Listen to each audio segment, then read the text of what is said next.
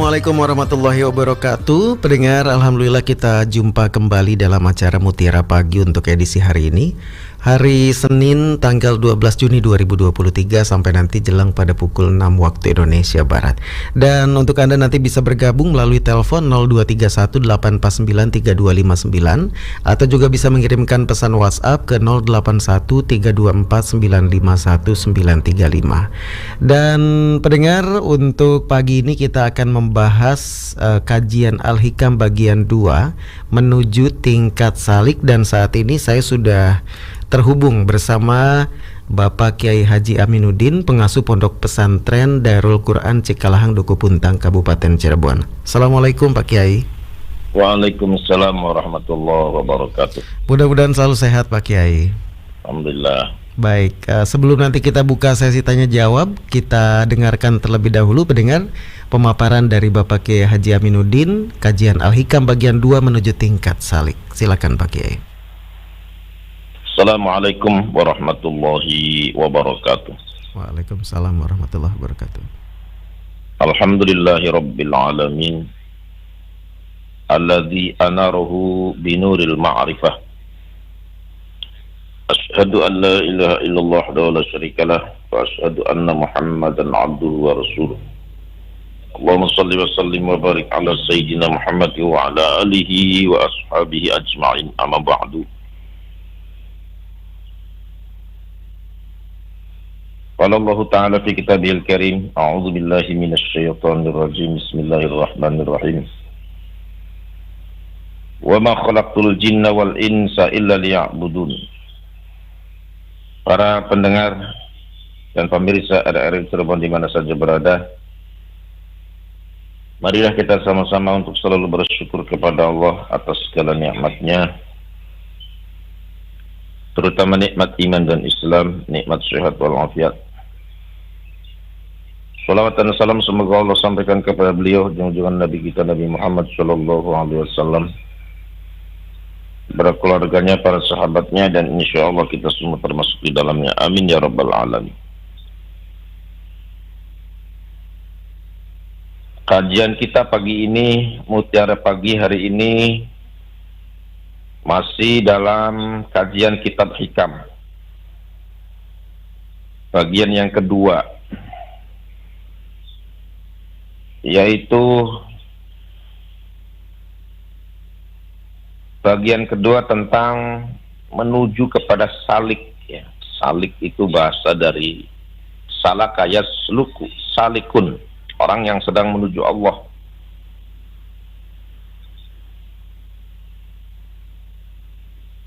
Qala al-musannif rahimahullahu ta'ala, iradatuka at-tajrida ma'a iqamatillah iyyaka fil asbabi minasyahwatil khafiyah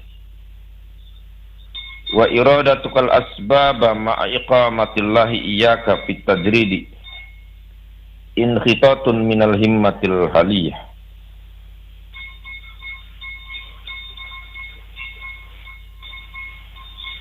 Iradatukat tajrid ma'a iqamatillah, kehendakmu agar semata-mata beribadah, padahal Allah sudah menempatkan dirimu sebagai golongan orang-orang yang harus berusaha untuk mendapatkan kehidupan dunia sehari-hari. Wa iradatukal asbab ma'a iqamatillah iyyaka fit tajrid in hitatun minal himmatil haliyah. Maka keinginan seperti itu termasuk perbuatan atau syahwat yang halus. Sedang keinginanmu untuk berusaha, padahal Allah telah menempatkan dirimu di antara golongan orang-orang yang semata-mata beribadah. Berarti engkau telah turun dari semangat cita-cita yang tinggi.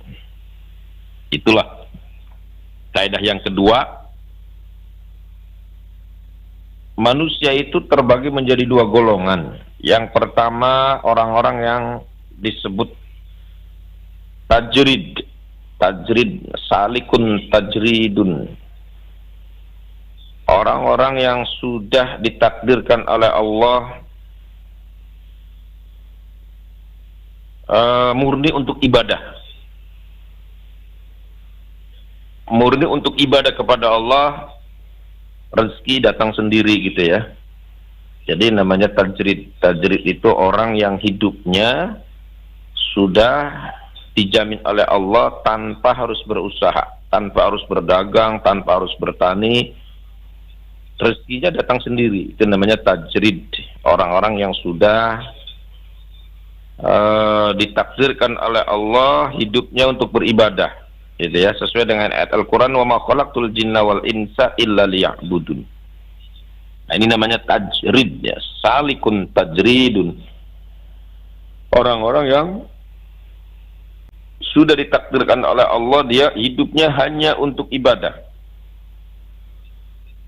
Kemudian yang kedua, maqamul asbab. Nah, ini ya, ada yang maqam tajrid, ada yang maqam asbab.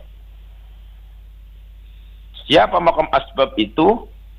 Orang-orang yang diwajibkan ibadah tapi dia masih tetap untuk mencari nafkah gitu ya. Berdagang, bertani, jadi masih harus ditempuh secara zahiriyah, secara asbab, secara ikhtiar. Untuk mendapatkan rezeki ya harus bekerja gitu ya, harus berdagang, harus bertani, apa saja sebagai ikhtiar mencari harta yang halal gitu ya, mencari apa istilahnya kehidupan yang diridhoi oleh Allah. Nah itulah orang-orang yang menduduki tingkat tajrid dan orang-orang yang menduduki tingkat asbab, maqam asbab, maqam asbab. Nah sekarang kalau ada seseorang dia masih maqam asbab tapi menempatkan diri maqam tajrid gitu loh ya, dia tidak mau kerja, tidak mau ke sawah, tidak mau ke pasar, dia ibadah saja. Nah padahal Allah belum menempatkan orang itu ke tajrid. Nah itu berarti orang itu keinginan syahwat dari hawa nafsu gitu ya. Jadi ada orang dia masih makom asbab, tapi dia sendiri menempatkannya ke makom tajrid, nggak mau usaha gitu, pengen ibadah. Nah ini keinginan seperti ini bukan dari Allah, itu kadang dari hawa nafsunya yang tersembunyi itu loh ya. Jadi di dalam ibadah juga kadang orang itu ibadahnya bukan karena perintah Allah, tapi karena dari hawa nafsunya sendiri gitu. Nah itu tidak baik menurut orang-orang ahli tasawuf, itu tidak baik. Jadi ibadah itu harus betul-betul karena perintah Allah dan karena ikhlas, itu loh ya.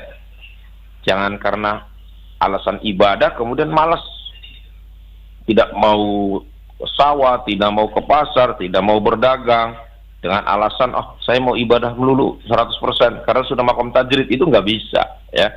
Jadi makom tajrid itu ditentukan oleh Allah ya. Ketika seseorang sudah ibadahnya diterima oleh Allah, kemudian Allah memudahkan orang itu tentang ekonominya, segala sesuatunya, maka orang itu berarti sudah ditakdirkan tajrid. Tapi sebaliknya ada juga orang-orang yang sudah makom tajrid gitu loh, oleh Allah dia sudah ditempatkan makom tajrid, tetapi dia masih senang usaha, masih senang berdagang, bertani karena asik gitu loh ya. Orang kalau sudah dibuka pintu rizkinya oleh Allah, dia berdagang kemudian dapat untung besar ya, atau juga dia bertani dapat keuntungan besar dari sawah itu, padahal dia itu sudah ditempatkan oleh Allah makom tajrid. Nah orang seperti itu juga kurang baik itu ya, berarti dia itu sudah ditempatkan oleh Allah tempat yang tinggi, tetapi dia inginnya turun ke tempat orang-orang biasa. Nah dua golongan ini semuanya masuk kepada salikun, orang-orang yang sedang menuju kepada Allah. Nah bagaimana caranya kita itu supaya stabil gitu ya? Maka caranya adalah kita harus punya ilmunya. Jadi segala sesuatu dalam beribadah kita harus punya ilmu. Maka ilmu itu penting ya di dalam kita meningkatkan ibadah kepada Allah agar kita tidak salah melangkah. Karena saat ini banyak orang-orang yang pura-puranya ibadahnya rajin gitu, dari gunung ke gunung, dari kuburan ke kuburan, Tapi tujuannya bukan tajrid ya. Dia menghindari istrinya gitu loh. Karena istrinya galak, jadi pura-puranya ibadah. Cari tempat-tempat yang suci gitu, yang bukan suci, tapi cari tempat-tempat yang sunyi gitu, ya. Padahal dia menghindar dari istrinya gitu loh. Nah, itu juga tidak baik gitu ya, tidak boleh. Maka ibadah itu kita harus karena Allah, dan kita juga harus tahu ilmunya ya, penting bagi orang-orang yang mau menuju kepada Allah, maka juga harus tahu ilmunya. Kalau nggak tahu ilmunya, banyak disesatkan oleh perasaannya sendiri gitu loh. Sebagaimana yang disebutkan dalam hadis Nabi, man salaka tariqan yaltamisu ilman sahhalallahu tariqan ilal jannah. Barang siapa yang oleh Allah ya, barang siapa yang menuju kepada ilmu, maka orang itu akan dimudahkan jalan menuju surga. Para pendengar RRI Cirebon di mana saja berada, baiklah kita masuk kepada syarah daripada kitab Al-Hikam itu sendiri tentang kaidah yang pertama tadi. Ya, Bismillahirrahmanirrahim. Di sini dijelaskan tadi bahwa iradatuka ya, ada orang yang ingin menjadi tajrid sementara Allah masih menempatkan orang itu asbab gitu. Wa alamatu dzalika ayyuhayyi ahalaka wa antajidas salama fi dinika inda mu'anatiha wa yanqati'u biha ta'amuka amma bi aidin nas wa la yusghiluka amma anta fihi min wadha'ifil ibadati adh-dhahirah wal ahwalil batinah min asyahwatin khafiyah. Nah, ini ada orang yang memaksakan diri, dia pengen tajrid gitu loh ya, sehingga dia itu memutuskan tidak mau usaha, sementara dalam hatinya gitu loh masih punya keinginan, ingin punya mobil, punya keinginan itulah, dan tuntutan dari istri misalnya.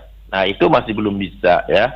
Nah, sekarang bagaimana alamat orang-orang yang sudah ditempatkan oleh Allah dia tajrid itu? Contohnya ayyuhayyi alaka wa antajida as-salama fi dinika, yaitu orang-orang yang dimudahkan oleh Allah dalam masalah rezekinya, dia dimudahkan oleh Allah ya, sehingga dia diam saja di rumah, juga kerjaan segala sesuatunya itu datang sendiri itu ya. Nah, itulah ciri orang-orang yang masih sudah ditempatkan oleh Allah Subhanahu wa taala di dalam maqam tajrid. Tetapi ada orang-orang yang memaksakan diri ya, dia ingin menjadi maqam tajrid, tidak mau usaha, pengen ibadah saja, maka orang itu sebenarnya bukan dari keinginan Allah, tapi itu adalah merupakan satu dari hawa nafsu yang tersembunyi itu ya. Oke, itu aja, semoga ada manfaatnya. Baik, terima kasih Pak Kiai, dan pendengar kita masih di Mutiara Pagi membahas mengenai kajian kitab Al-Hikam bagian 2 menuju tingkat salik. Untuk Anda yang ingin bergabung silakan bisa melalui telepon 0231849329 atau juga bisa mengirimkan pesan WhatsApp ke 081324951935. Baik, saya coba buka line telepon terlebih dahulu. Oke, untuk dua penelpon ya.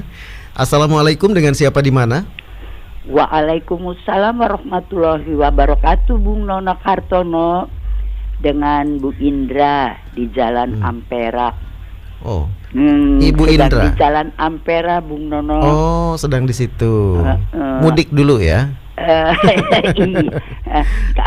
Kalau mudik kan ke Udik. Oh iya benar, ini pulang kampung ke kota gitu ya. Iya, baik, betul. Silakan Ibu Indra. Assalamualaikum Bapak Kiai Haji Aminuddin. Waalaikumsalam warahmatullahi wabarakatuh. Sedang ke kota nih Pak Kiai. Iya. Oh gitu. Iya, adik saya kalau dalam istilah kedokteran mungkin sedang dalam keadaan koma ya. Jadi di rumah sakit tadi malam saya jaga, mohon doanya, berikan yang terbaik begitu. Nah, ini mengenai yang Pak Kiai terangkan ini. Waduh, bagaimana kita bisa merasakan atau mengetahui bahwa sudah termasuk orang-orang yang diam saja itu juga dapat rezeki. Semua orang inginnya begitu Pak Kiai. Iya. Dan dan juga saya teringat akan hadis, lupa lagi saya hadisnya, yang menyatakan bahwa ada dosa yang tidak bisa diampuni dengan bersedekah, dengan melakukan amal-amal yang lain, dan hanya bisa terhapus dengan mencari nafkah dengan perjuangan yang keras. Nah, bagaimana pendapat Bapak Kiai Haji Aminuddin? Terima kasih Bung Nono Kartono. Sama-sama. Pagi ini dengan siapa Bung Nono? Dengan Mas Doni. Oh iya, salam juga untuk Mas Ahmad Doni. Assalamualaikum warahmatullahi wabarakatuh. Waalaikumsalam warahmatullahi wabarakatuh. Ibu Indra di Ampera ya. Mungkin dijawab terlebih dahulu karena ini kayaknya dalam banget nih jawabannya. Silakan Pak Kiai. Iya, makanya kan tadi ada dua golongan ya. Ada orang yang sudah makom tajrid, ada juga makom asbab. Jadi ada dua tadi. Kalau makom tajrid berarti orang-orang yang sudah dipilih oleh Allah, dia bukan orang sembarangan. Mungkin ibadahnya sudah tahunan istiqomahnya gitu ya. Sehingga diberi kemudahan oleh Allah, dia diam saja rezekinya datang sendiri. Itu namanya tajrid. Dan kita buktikan di Indonesia juga banyak ya, para kiai, orang-orang yang punya pesantren, dia nggak kerja, nggak usaha tuh, tapi pesantrennya bangun aja gitu ya, mobilnya gonta-ganti gitu ya. Betul. Terus sawahnya banyak gitu, padahal dia orangnya diam saja gitu. Nah itu contoh kecil ya seperti itu ya, namanya makom tajrid, orang-orang yang sudah dikehendaki oleh Allah, ya orang yang tidak disibukkan dengan dunia tapi disibukkan dengan akhirat gitu ya. Kemudian yang kedua makom asbab. Makom asbab itu ya makom biasa gitu, syariat, masih dia pakai syariat gitu. Harus kalau ingin usaha, ingin uang ya harus dagang gitu, harus dagang, harus jadi petani gitu ya. Nah kalau seandainya orang-orang seperti itu dipaksakan ingin makom tajrid, nggak bisa. Jadi makom tajrid itu juga ditakdirkan oleh Allah, tidak sembarangan orang gitu loh. Kalau ada orang yang memaksakan diri tapi alasannya bukan karena dia ahli ibadah, tapi karena dia menyendiri, menghindari istrinya yang galak mungkin. Ya ingin jadi makom tajrid, nggak bisa seperti itu ya. Jadi tetap aja bahwa syariat harus ditempuh gitulah. Artinya ada dosa yang tidak bisa ditebus kecuali dengan keringat. Keringatnya sang suami mencari harta halal, itu syariat, itu masih makom syariat itu, betul ya. Jadi kalau makom syariat juga tidak bisa dipaksakan dia masuk kepada makom tajrid, nggak bisa. Tadi diterangkan itu kalau ada seseorang yang memaksakan diri gitu ingin menjadi makom tajrid, padahal oleh Allah dia masih makom asbab karena masih dituntut oleh istrinya, dituntut oleh anaknya ya. Sementara dia sendiri ibadah saja, itu nggak dibenarkan juga dalam agama. Itu termasuknya hawa nafsu, bukan dari Allah gitu ya. Oke, itu aja, semoga bermanfaat. Baik, kita coba buka line telepon kembali. Assalamualaikum, dengan siapa di mana? Waalaikumsalam warahmatullahi wabarakatuh. Mas Nono Kartono. Iya, Pak Derubin di Brebes. Silakan Pak. Assalamualaikum Ustaz. Waalaikumsalam warahmatullahi wabarakatuh. Gampang mendengarnya, tapi sulit memahaminya Ustaz. ini ilmu dalam ini. Karena harus ada ilmunya. Nah ilmunya mudah-mudahan pagi ini juga dibukakan kuncinya. Jadi kita memandang ke sana itu belum sampai ke sana pemahamannya. Hanya pengertian yang sederhana saya ini berarti orang itu ditakdirkan hidupnya ada yang menjadi bersih biasa dan ada yang menjadi bersih berani atau yang menjadi bersih magnet. Apakah macam ini yang dimaksud apa bagaimana kalau kita kiaskan dengan kehidupan di dunia? Jadi mereka yang kalau bahasa Jawa tengok-tengok nemu getuk, tidak usah kerja, dilalah kersane Gusti Allah, dia dapat. Atau kata lain, orang yang beruntung tidak banyak kerja tapi banyak rezeki yang halal, bukan yang korupsi. Nah, mohon ini ilmunya atau kuncinya bagaimana dalam kita menerima keseimbangan kehidupan di dunia ini. Mohon penjelasannya Ustaz. Matur nuwun. Wassalamualaikum warahmatullahi wabarakatuh. Waalaikumsalam warahmatullahi wabarakatuh. Pak Derubin, silakan Pak Kiai. Iya, memang ini kan termasuknya kitab filsafat ya, hikam itu kan mengandung kata-kata mutiara yang tinggi gitu. Jadi dari kata-katanya saja agak sulit banget gitu ya. Tetapi isinya seperti tadi itu, bahwa pada intinya kita itu sebenarnya harus kerja gitu, harus ya usaha syariat gitu ya. Kalau ingin mendapatkan uang ya harus berdagang, harus bertani. Tetapi ketika seseorang itu sudah dikehendaki oleh Allah menjadi wali gitu ya, wali kekasihnya gitu loh, maka orang itu dimudahkan segala-galanya gitu loh. Kalau usaha pun dia usahanya cepat berkembang gitu loh ya. Pengen apa ya datang sendiri gitu. Tetapi kan orang seperti itu tidak mudah. Dia makom tajrid, tetapi dia berusahanya sudah lama sih sebenarnya, orang-orang seperti itu. Jadi para kiai yang sudah makom tajrid itu ya, yang ada di pondok pesantren itu dia nggak usaha, nggak kerja, tapi kok kehidupannya cukup. Ya itu kan sebenarnya kelihatannya oleh watak kita kayaknya gampang, padahal itu dia tirakatnya juga lama gitu. Ya, ada istilah bahasa seperti ini. Masih mendingan panas pikiran atau panas badan gitu loh, ya kan? Berarti kalau panas badan ya orang-orang yang syariat biasa kerja gitu. Kalau panas pikiran ya golongan para kiai itu tajrid, kaum tajrid. Panas pikirannya apa? Puasa, tirakat, nggak tidur kalau malam itu kan. Nah itu jadi untuk mendapatkan makom tajrid juga kita tidak mudah gitu loh. Ada ritualnya gitu ya. Nggak tiba-tiba berarti ya. Gitu ya. Berarti nggak tiba-tiba Pak Kiai. Nggak tiba-tiba. Ada. Jadi kan gini, ada hadis Nabi mengatakan kalau orang itu lari kepada Allah satu jengkal, maka Allah akan lari kepada orang itu lebih dari itu gitu loh, ya. Jadi harus daftar dulu.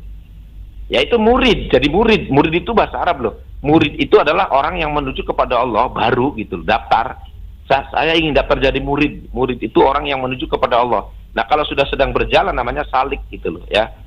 Jadi kalau kita mendaftar ingin menjadi murid, ingin menjadi salik, ya kita harus ibadahnya harus rajin dulu, ada istiqomah dulu. Istiqomahnya apa gitu loh? Istiqomah sholat tahajud, istiqomah puasa Senin Kemis, istiqomah apa istilahnya sodako, istiqomah sholat berjamaah. Maka disitulah akan diincar oleh Allah.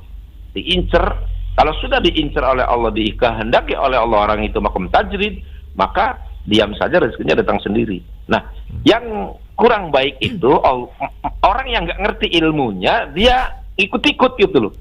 Saya ibadah aja, nggak mau kerja. Nggak boleh yang demikian itu. Karena apa? Dia nggak tahu ilmunya dan belum dikehendaki oleh Allah. Ya terus aja kerja gitu loh. Oke. Jadi nggak usah niru-niru gitu loh. Walaupun sebetulnya itu adalah takdir, tapi biasanya memang diawali dengan tirakat dan juga berusaha terlebih dahulu begitu Pak Kiai ya. Betul. Mereka kerja dulu, dagang dulu awal. Nggak usah diniati, biasa aja. Nanti kalau sudah makom itu datang dengan sendirinya, ya dia juga sudah merasakan. Ya. Kadang kalau orang sudah dikehendaki oleh Allah, orang itu makom tajrid, dia harus diam saja, tapi dia usaha terus, bisa terjadi ya usahanya juga rugi gitu loh. Makanya tidak sedikit orang-orang sudah istiqomah, sudah ahli ibadah gitu ya, tapi ujuk-ujuk dia berdagang, akhirnya jadi rugi berat gitu dagangnya. Karena apa? Karena orang itu sudah harus diam gitu. Harusnya wirid aja, puasa aja, nggak usah dagang lagi. Karena apa? Rezekinya sudah datang sendiri gitu loh ya. Tapi ada juga yang begitu Pak Kiai ya? Ada juga orang-orang yang sudah ditakdirkan oleh Allah tadi, udah diam, nggak usah kemana-mana, wirid aja sok di rumah, malah dia cari calon DPR gitu kan. Ujung-ujungnya apa? Ujung-ujungnya jadi korupsi, masuk penjara, ya kan? Karena apa? Karena dia sudah ditakdirkan oleh Allah harus diam. Udah wirid aja juga dapat rezeki gitu loh. Nggak usah jadi nyalon DPR lagi gitu loh. Ini baru jelas nih contohnya nih. Contohnya jelas. Baik. Iya kan? Adakah yang seperti itu? Iya. Iya, sudah jadi kiai, sudah jadi ulama, sudah enak, tinggal diam aja, rezeki datang sendiri. Dia ujuk-ujuk nyalon bupati misalnya. Begitu terpilih akhirnya apa? Masuk penjara. Baik. Nah, itu kan berarti cobaan gitu. Baik, Pak Kiai, kita terima telepon lagi. Assalamualaikum, dengan siapa di mana?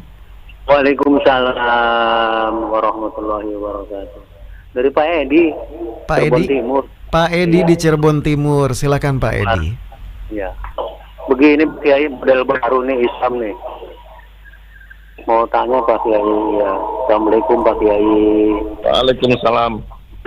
Ya gimana? Saya lihat nih, ini di jalan-jalan ada manusia plastik, bawa plastik. Ya kayak orang gila lah istilahnya lah, wong edan lah ya dari Jawa. Tapi wah ya ibadah laku bae kowe priben kowe duwe iya ning omahe duwe rabi tak beli onon ya wah ya irit-irit wes tapi ibadah kah ning masjid beli berjamaah dewek-dewek bae konon ka Kiai tapi angger baca kitab apa sing dibaca ka konon ka kowe pengen urus Pak Kiai ana beli ning Cirebon ning kota kaya kowe Assalamualaikum Pak Kiai kowe Pak Kiai siap ya. Terima kasih Pak Edi. Oke, Pak Edi di Cirebon Timur. Ini ada enggak di Cirebon katanya Pak Kiai yang seperti ini? Dan itu sebetulnya seperti apa? Silakan Pak Kiai. Ya, kita harus husnudon kepada setiap orang ya. Mandang orang itu harus husnudon. Itu juga bagian daripada ilmu ma'rifat itu ya. Tanamkan sifat husnudon kepada setiap orang. Jangan ada kebencian di antara kita. Itu termasuk juga ilmu ma'rifat itu ya. Kalau orang ingin menjadi waliullah, hatinya bersihkan dulu itu. Dari kotoran-kotoran benci, iri, hasud, dendam nggak boleh gitu ya. Itu batal bagi seorang waliullah. Kalau hatinya masih dendam sama orang itu batal gitu. Oleh karena itu kalau kita melihat seseorang ya, itu kelihatannya bajunya bodol, topongnya bodol, tapi kalau waktu sholat dia sholat. Oh bisa jadi orang itu sedang melaksanakan tajrid gitu. Dia sedang punya kelakuan seperti itu gitu. Sedang itu kan ada menuju Allah gitu ya. Ya bisa jadi itu orang sedang salik, sedang menuju Allah, tapi dia amal-amalannya dia terus jalan kemana aja gitu, sesuai dengan hati nurani. Kalau seperti itu orang sesuai dengan hati nuraninya. Seperti ada orang Cirebon, dia hidupnya di tengah gunung, sekarang juga masih ada. Kenapa enggak di rumah saja? Ya memang hati nurani seperti itu. Dia diombang-ambingkan oleh hati nurani. Nurani ini namanya ruh yang sudah dikendalikan oleh Allah gitu. Karena saking cintanya, saking cinta kepada Allahnya, jadi dia nggak kuat badannya itu, ya.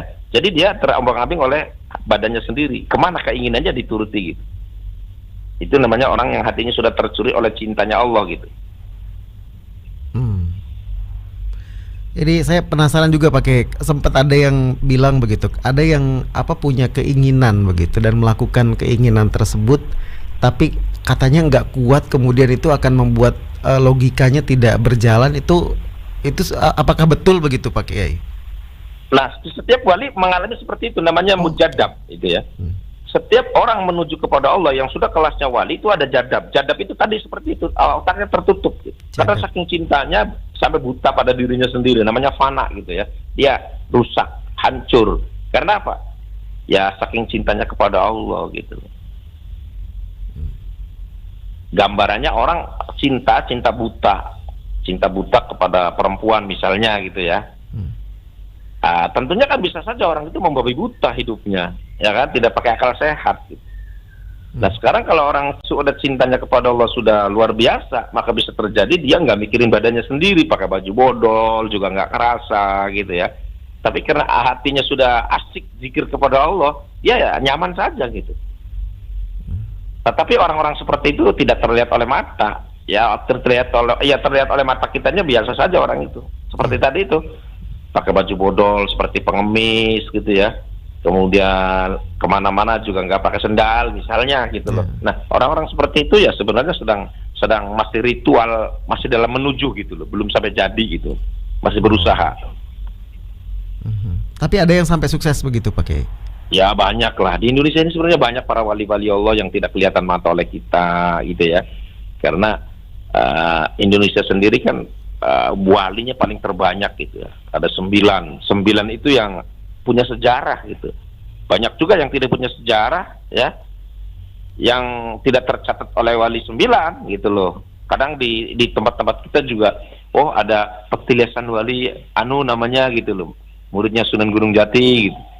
Misalnya ada Sunan Bonang muridnya di sini. Banyak juga di Indonesia ini, cuman kan kita tidak tahu siapa orangnya dan di mana tempatnya, nggak tahu karena kita sendiri belum menjadi wali gitu loh, hanya bisa ilmunya saja. ilmu menuju kewalian ya seperti itu. Oke. Baik. Yang lainnya silakan yang bergabung melalui telepon 02318493259 atau juga bisa mengirimkan pesan WhatsApp ke 081324951935. Kita bacakan dulu kalau begitu WhatsApp yang sudah masuk ke 081324951935. Mohon untuk menyebutkan nama dan alamatnya dari mana. Assalamualaikum Pak Kiai, dari hamba Allah di Majalengka. Maaf Pak Kiai, saya mau tanya, pada umumnya yang disebut rizki identik dengan materi seperti uang. Apakah ada rizki lain di luar itu? Mohon pencerahannya. Terima kasih. Ya, di dalam kitab Bulughul Maram itu ya, di sana disebutkan ada rizki zahiran wa batinan, qadiman wa mawjudan gitu ya. Qadiman wa hadisan. Jadi rizki itu ada terbagi 4 ya. Satu rizki zahir, yang kedua rizki batin. Rizki zahir ya seperti kita punya uang, punya mobil, punya rumah, itu zahir ya. Jadi kelihatan mata. Ada juga rizki batin. Apa itu rizki batin? Ya seperti kita, iman Islam kita ini sudah aman, nyaman, itu batin ya. Ilmu gitu loh, ketenangan, itu rizki batin. Sebab ada juga orang yang rezeki zahirnya banyak tapi nggak ada rezeki batin. Usaha sukses, uang banyak, tapi keluarganya bentrok terus, ya, tidak nyaman, tukaran terus setiap hari. Itu berarti tidak ada rezeki batin, adanya rezeki zahir saja. Kemudian ada juga rezeki yang hadisan wa qadiman, ada ya rezeki yang qadim, rezeki yang lama itu, ya rezeki yang terdahulu. Apa itu? Kita bisa lahir ke dunia ini juga termasuk rezeki. Sebab ada orang yang tidak sempat lahir ke dunia, dia baru keluar kemudian meninggal gitu. Jadi kita bisa hidup, ini juga rezeki zahir, rezeki batin gitu ya. Bisa keluar dari ibu kita, kemudian kita bisa hidup, bisa sehat, itu juga termasuk rezeki batin gitu ya. Rezeki qadiman, rezeki batin, qadim. Nah, kalau rezeki yang baru ya seperti ini, kita ini bisa bicara, bisa menikmati rasanya gula itu manis, bisa menikmati rasanya jeruk itu kecut gitu ya. Rasa itu juga termasuk rezeki batin gitu loh. Kalau rezeki zahirnya jeruknya itu bisa merasakan manisnya jeruk, itu rezeki batin gitu. Ada orang ya jeruk ada, apel juga ada, tapi dia kalau mau makan rasanya pahit karena lagi sakit. Nah itu, jadi kadang rezeki zahirnya ada tapi rezeki batinnya dicabut gitu loh. Maka dua-duanya rezeki zahir batin itu penting. Oke. Baik. Di line telepon silakan 02318493259. Ini saya pengen menyapa dulu yang sudah absen di YouTube Pak Kiai ini. Ada Pak Sumadi, alhamdulillah saged hadir menyimak katanya. Kemudian juga ada Pak Rianto Sarkam, alhamdulillah selalu ikut ngaji, amin. Ibu Indra juga absen ya. Kemudian ini ada pertanyaan dari Pak Purwanto Bams. Maaf tanya Pak Kiai, kalau orang yang bukan tajrid mesti kerja dulu untuk dapat rizki, betul begitu Pak Kiai katanya? Apakah kerjanya itu termasuk ibadah? Nah ini menarik juga. Kalau yang harus kerja baru memenuhi kebutuhan hidupnya, apakah kerjanya itu ibadah? Iya. Iya. Gimana? Udah cukup pertanyaannya? Sudah. Iya dong, pasti itu namanya ibadah, kan disuruh itu ya. Disuruh dalam Islam itu kan disuruh kita harus usaha gitulah. Wala ta'kulu amwalakum bainakum bil batili illa an takuna tijaratan an taradin minkum. Nah itu.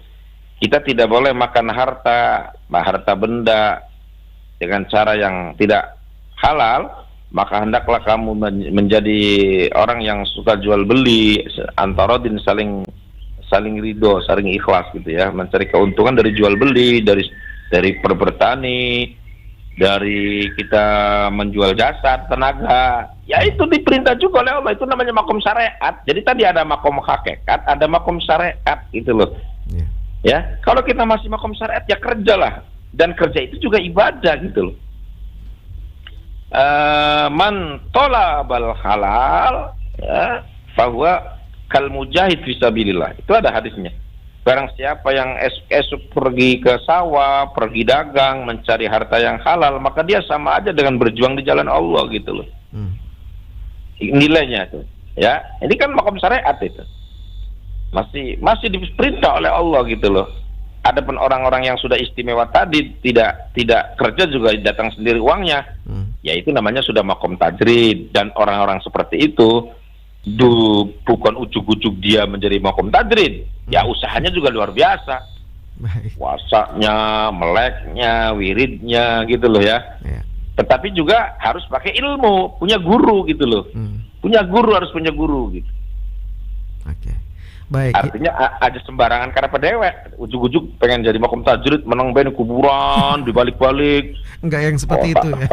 Ya, anak ketemu karo macan misalnya, udah macannya tunduk misalnya. Bukan seperti itu ya. Okay. Baik, kita terima telepon dulu Pak Kiai. Assalamualaikum, dengan siapa di mana? Waalaikumsalam warahmatullahi wabarakatuh, Bung Nono. Pak Madali. Iya. Betul, di Plumbon. Silakan Pak Madali. Assalamualaikum Pak Kiai. Waalaikumsalam warahmatullahi wabarakatuh. Ini mau saya tanya Pak Kiai mengenai kalau orang tua di waktu berangkat umroh kan sama anak itu termasuk rezeki ya. Kan nggak diduga orang tuanya tuh tahu anaknya untuk memberangkatkan umroh. Ini termasuk apa rezeki yang tak terduga, dan apakah anak itu nanti mendapat pahala? Mohon penjelasan Pak Kiai. Terima kasih Pak Kiai, terima kasih Bung Nono. Assalamualaikum warahmatullahi wabarakatuh. Waalaikumsalam warahmatullahi wabarakatuh. Tiba-tiba dapat umroh gratis didaftarkan sama anaknya, apakah itu juga merupakan rezeki dan anaknya dapat pahala enggak katanya? Ya udah jelas lah ya. Jelas itu ya. Artinya salah satu daripada kewajiban seorang anak adalah membahagiakan orang tua gitu loh. Nah, orang tua kita itu kalau sudah diumrohkan, waduh senangnya luar biasa gitu. Dibanding kalau ditukuakan emas atau ditukuakan sirup ABC gitu loh, lebih senang diumrohkan gitu. Orson. Ya, itu dambaan orang tua kita semua loh. Karena apa? Karena ia merindukan, dia juga ingin masuk surga, dia juga ingin seperti apa sih Makkah itu. Ya, dari kecil ibadah, sholat menghadap kiblat, menghadap Ka'bah, belum pernah ketemu dengan Ka'bah, dia rindu banget dengan Ka'bah gitu loh. Begitu sudah umur 70 tahun, anaknya sukses, umroh, wah luar biasa itu. Kebahagiaan orang tua itu bisa melebur dosa anak gitu loh. Ya jelas itu ibadah gitu ya. Oke, itu aja, semoga ada manfaatnya. Baik, terima kasih Pak Madali sudah bergabung. Nah, ini juga ada WhatsApp lagi, ada Ibu Susi. Pak Kiai, kalau orang yang ditakdirkan untuk ibadah, lalu dari mana sih memenuhi kebutuhan hidupnya? Wah, ini logikanya mungkin seperti apa gitu ya. Dan juga memenuhi kebutuhan keluarganya. Apakah rezekinya selalu mengalir tanpa bekerja katanya? Silakan Pak Kiai. Iya, itu tadi kalau orang sudah ditakdirkan oleh Allah makom tajrid, maka Allah sudah menanggung rizkinya ya. Wa may yattaqillah yaj'al lahu makhrajan wa yarzuqhu min haitsu la yahtasib. Itu ada dalil Qur'annya. Barang siapa yang bertakwa kepada Allah dengan sesungguhnya takwa, maka Allah akan menanggung rizkinya dan akan diberi rizki yang tidak terduga dari mana saja berada.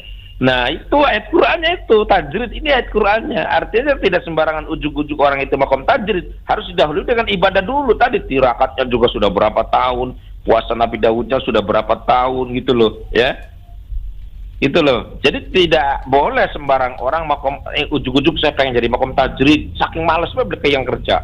Ya pura-pura pengen jadi wali, ya salah juga yang demikian itu. Makanya yang seperti itu tadi, ada orang sudah masih makom asbab, dia menempatkan diri pengen jadi makom tajrid dengan alasan apa? Supaya hidupnya ringan, tidak mau kerja. Itu ya salah juga. Itu bukan kehendak Allah kalau begitu. Dia kehendak hawa nafsunya gitu. Yang seperti itu tidak baik juga gitu. Jadi ujuk-ujuk setiap orang bisa gitu seperti itu. Baik. Makanya solusinya seperti apa kalau kita ingin jadi makom tajrid? Kalau kita masih muda, pasangan suami istri masih muda, bekerjalah sekuat tenaga, bekerja keras mengumpulkan uang. Kalau uang sudah banyak di bank, sudah banyak di ATM, baru kita menempati makom tajrid. Itu loh, supaya tidak mikiri usaha. Kenapa? Uang sudah ada di bank. Gitu. Jadi solusinya seperti itu. Ya. Dulu, jangan pengen menjadi makom tajrid dengan alasan dia tidak mau kerja, malas, pengen ibadah, ya salah juga itu. Nggak boleh seperti itu. Ya, ada tempatnya masing-masing. Iya. Jadi kalau tabungan udah banyak kan enak ya Pak Kiai ya. Ibadah makanya terus gitu. Saya ingin jadi makom tajrid ya, kita harus bekerja keras waktu masih muda ini supaya nanti masa tua kita masih makom tajrid gitu loh. Ibadah terus, nggak usah mikirin karena uang sudah banyak gitu. Baik. Ya solusinya seperti itu solusinya. Ini ada satu lagi sih yang WhatsApp tapi nggak ada namanya. Ada juga Pak Kiai yang tidak ibadah dan juga tidak kerja. Bagaimana kasih pengertiannya katanya? Ini yang terakhir, silakan Pak Kiai. Nah itu ya orang malas itu sih, kudu dibuang di laut lah ya. Dibuang di laut. Ya itu namanya batang hidup, kerja enggak, ibadah enggak, ya udah dibuang aja ke laut, ya kan? Baik, Pak Kiai, waktu kita terbatas, sebagai penutup silakan dari Pak Kiai. Ya, pengajian kita pagi ini mungkin agak susah pemahamannya ya, tapi mudah-mudahan intinya seperti itu untuk meningkatkan iman dan takwa kita kepada Allah agar ibadah kita lebih bermakna lagi gitulah. Itu saja, semoga ada manfaatnya. Wassalamualaikum warahmatullahi wabarakatuh. Waalaikumsalam warahmatullahi wabarakatuh. Terima kasih Pak Kiai Haji Aminuddin, pengasuh Pondok Pesantren Darul Quran Cikalahan Duku Puntang, Kabupaten Cirebon. Dan pendengar, kami akhiri Mutiara Pagi untuk edisi hari ini, hari Senin tanggal 12 Juni 2023. Kita berjumpa lagi di lain kesempatan karena Mutiara Pagi hadir bersama Anda setiap hari pada pukul 5:10 waktu Indonesia Barat sampai dengan pukul 5:55 waktu Indonesia Barat. Dan jangan lupa pendengar untuk selain mendengarkan melalui radio, Anda juga bisa menonton melalui kanal YouTube kami karena kami live stream di kanal YouTube. Saya akhiri Mutiara Pagi. Wassalamualaikum warahmatullahi wabarakatuh.